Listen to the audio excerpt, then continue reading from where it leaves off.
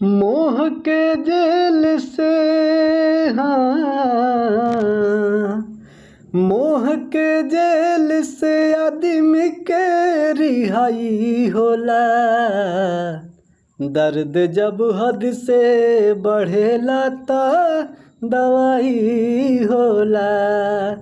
नमस्कार, जे भी हमार भोजपुरिया भाई सब देखा था, एगो हमार छोट भाई के एगो नया चैनल बाटे जौना के नाम बा देसी ब्लॉग विद बबलू। ओकरा के लाइक और सब्सक्राइब जरूर करी जा, अपन छोट भाई के सपोर्ट करी जा।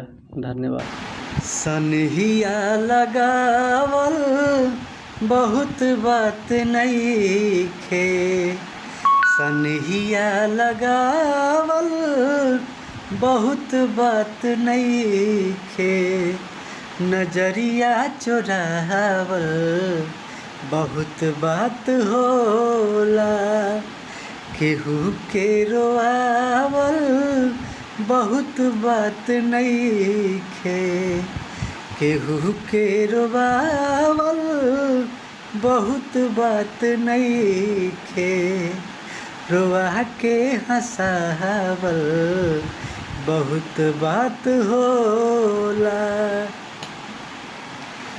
देख देख हमके अब ता हंसता जमाना, पागल समान दे भइनी दीवाना, हो समझे न पौनी तहर असली इरादा, रूपवा के जाल में धरा गई दादा, असरा धरावल बहुत बात नइखे, असरा धरावल बहुत बात नइखे, असरा पुरावल बहुत बात होला, सनहिया लगावल बहुत बात नइखे,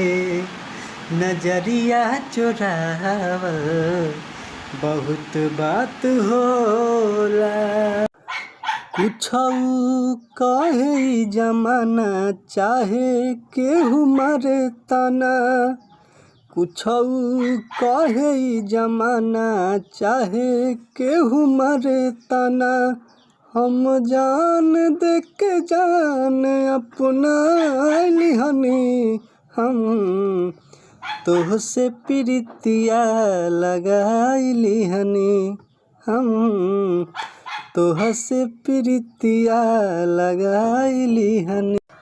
जब हम बादल बन जाइब तू बारिश बन के अइहा, जब सांस भी कम पड़ जाई तू हमरा दिल में समइहा। मोह के जेल से, हाँ, मोह के जेल से आदमी के रिहाई होला। दर्द जब हद से बढ़ेला त दवाई होला। नमस्कार, जे भी हमार भोजपुरिया भाई सब देखा था, एगो हमार छोट भाई के एगो नया चैनल बाटे जौना के नाम बा देसी ब्लॉग विद बबलू। ओकरा के लाइक और सब्सक्राइब जरूर करी जा, अपन छोट भाई के सपोर्ट करी जा। धन्यवाद।